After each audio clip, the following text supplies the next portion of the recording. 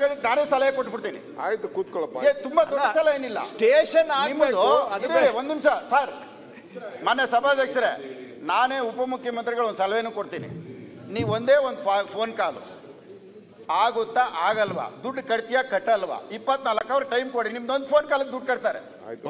ಇವತ್ತು ಬೆಂಗಳೂರು ನಗರದಲ್ಲಿ ಬೆಂಗಳೂರು ನಗರದಲ್ಲಿ ಬಿಲ್ಡರ್ಗಳು ಹೇಳಿದ ಮಾತು ಕೇಳ್ತಾರೆ, ಅದು ನಿಮ್ಮೊಬ್ಬರ ಮಾತು ಕೇಳೋದು. ಆಯ್ತು, ಉತ್ತರ ಕೊಡ್ಲಿ. ಒಂದು ಮಾತು ಹೇಳಿ ಸರ್. ಆಯ್ತು, ಈಗ ಎಲ್ಲರೂ ಕೇಳ್ತಾರೆ, ನೀವು ಕೇಳ್ಬೇಕಲ್ಲ ಹೇಳಿದಾಗೆ. ಒಂದು ಮಾತು ಹೇಳಿ. ನೀವು ಕೂತ್ಕೊಳ್ಳಿ, ಈಗ ಮುಂಡತ್ತೆ ಕೂತ್ಕೊಳ್ಳಿ. ಅಧ್ಯಕ್ಷರೇ, ಮುಂಡತ್ನವ್ರೆ, ಅಧ್ಯಕ್ಷರೇ ಏನು ತೊಂದರೆ ಇಲ್ಲ. ಅವರು ಪಾಪ ಸ್ವಾರ್ಥ ತಪ್ಪೇನಿಲ್ಲ. ಮನುಷ್ಯಂಗೆ ನನಗೂ ಸ್ವಾರ್ಥ ಇದೆ, ಅವ್ರಿಗೂ ಸ್ವಾರ್ಥ ಇದೆ. ಈಗ ಹಿಂದೆ ಅಲ್ಲಿ ಎಂಬಾಸಿ ಅವ್ರದ್ದು ಒಂದು 250-200 ಎಕರೆ ಅಲ್ಲೇನೋ ಜಮೀನಿದೆ. ಅವರು ನನ್ನ ಹೆಸರು ಬರಬೇಕು ಅಂತೇಳಿ ಎಂಬಾಸಿದು ಅಂತ ಅಂದ್ಬಿಟ್ಟು ಒಂದು ಅಗ್ರಿಮೆಂಟ್ ಮಾಡ್ಕೊಂಡಿದ್ದಾರೆ. 140 ಕೋಟಿ ರೂಪಾಯಿ ಸ್ಟೇಷನ್ ಮಾಡಬೇಕು, 120 ಕೋಟಿ ರೂಪಾಯಿ ಕೊಡ್ತೀವಿ ಅಂತ ಹೇಳಿದ್ದಾರೆ. ಅದರಲ್ಲಿ ಬರೀ 1 ಕೋಟಿ ದುಡ್ಡು ಕೊಟ್ಟಿದ್ದಾರೆ. ಇವ್ರದ್ದು ಒಂದು 70-80 ಎಕರೆ ಇದೆ.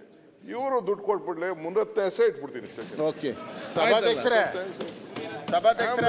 ಹಂಪನಗೌಡ ಬಾದರ್ಲಿ ಅವರು ಅಂದ್ರೆ ಅಲ್ಲ, ಈಗ ಅಂದ್ರೆ ದುಡ್ಡು 6 ಜನ ಕೊಡ್ಲಿಕ್ಕೆ ಸ್ಟೇಷನ್ ಮಾಡೋದು ಯಾರು ಮಾಡ್ತಾರೆ? ಯಾರು ಕೊಡೋದು? ಸರ್ಕಾರ ಮಾಡ್ತಾರೆ. ಅಲ್ಲ, ಈಗ DPR ದಲ್ಲಿ ಇದೆ ಸ್ಟೇಷನ್.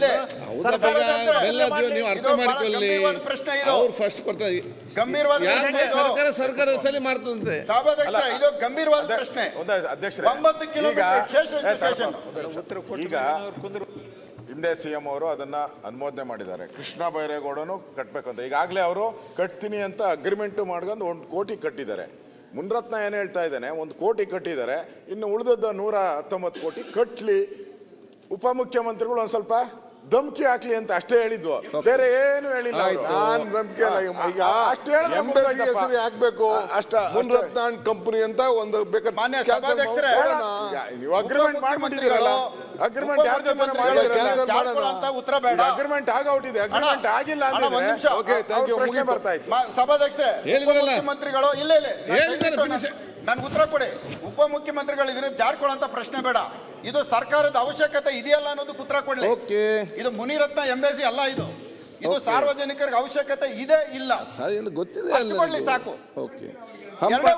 ಕೃಷ್ಣ ಬೈರೇಗೌಡರು ನನ್ನ ಹತ್ರ ಮಾತಾಡಿದ್ದಾರೆ, ಪರಿಸ್ಥಿತಿ ಬಗ್ಗೆ ತಿಳಿಸಿದ್ದಾರೆ. ಅವ್ರ ಕ್ಷೇತ್ರ, ಅವ್ರು ಹೇಳಿದ ಮಾತನ್ನ ಗಮನದಲ್ಲಿ ಇಟ್ಕೊಂಡಿದ್ದೀನಿ. ಅವ್ರದ್ದು ಪಬ್ಲಿಕ್, ನಿಮ್ದು ಪ್ರೈವೇಟ್, ಇಷ್ಟೇ. ಸುಮ್ಮನೆ ಬಾದರ್ಲಿ ಅವರು